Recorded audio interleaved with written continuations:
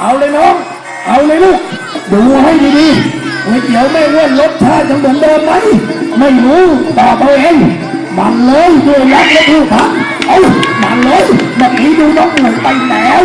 มาละเอาละพักเข้าไปลูกไม่ต้องเบาไม่ต้องสนไม่ต้องสนนี่แหละให้ต้องค่าราคาสิก็คือนี่ละนี่แหละหลบมาเลยเฮ้ยอย่าไปนิดเดียวฉันไม่ยอมแกก็ไม่ยอมฉันอย่าให้พลาดนะมึงมาต้องละนี่ไปเลือกเอาไปมาเลยนี่แหละของข้าสมราคาของแท้มันต้องอย่างนี้ลบไปฉันนี่แหละเอาเว้ยยังไม่เลิกเว้ยยังไม่เลิกมาละนี่แหละของข้าสมราคาไม่ต้องตั้งชมนี่แหละรอคอยในรอบ1 ปี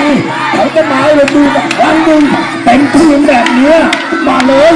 มาละเอาหลบไปหลบมานะลูกตี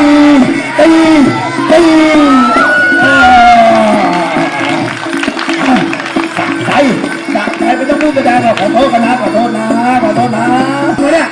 แล้วใครมันจะคู่ใครมันจะสู้กับใครเอาละดาบคู่เงาดาบโล่ใครมันพวกใครวะเนี่ยไอ้ชุดแดงเป็นพวกน้ำเงินไอ้พวกน้ำเงินเป็นพวกดำหรือไอ้ดำไก่แดงพวกเดียวกันไม่รู้ดูเอาละนี่ตีไปตีมามันยังไงกันนะมันต่างคนต่างตีเลยดีกว่าไม่เป็นไรทุกคนดูเอาแล้วเชื่อไปว่าใครมันจะตายใครมันจะอยู่โอ้โหอาวุธใหญ่ไม่ได้เปรียบไม่เป็นไรนึกว่าอาวุธยาวจะได้เปรียบหรือไม่ใช่ซะแล้วมาเลยลบหวัดแหวงเสียบใบหน้าไปได้เดียวมาเลยลุมเหรอมาฉันอยู่กลางก็ไม่ได้หวั่นเอาละลุยตีลบตี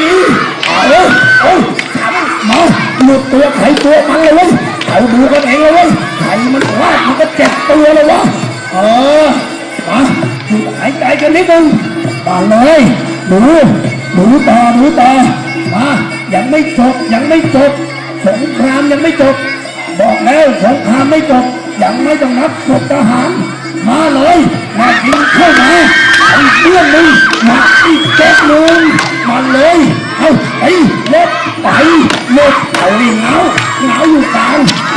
อาวุธหลุดมือแล้วเอายังไงดีอาวุธหลุดมืออันไหนใกล้ตัวขวามันไม่ก่อนเอาละเปลี่ยนดาบดูที่ว่ามันเปลี่ยนอาวุธแล้วมันจะตีได้ไหมสิเจอกันก็จริงเปลี่ยนอาวุธมันก็ยังปลิ้วเลยอยากปลิ้วเลยมาเลยหลุมเลยโอ้โหมันไม่ลดวาวต่อกันเลยมาสมราคาสมค่าจริงลบโดนต่างคนต่างโดน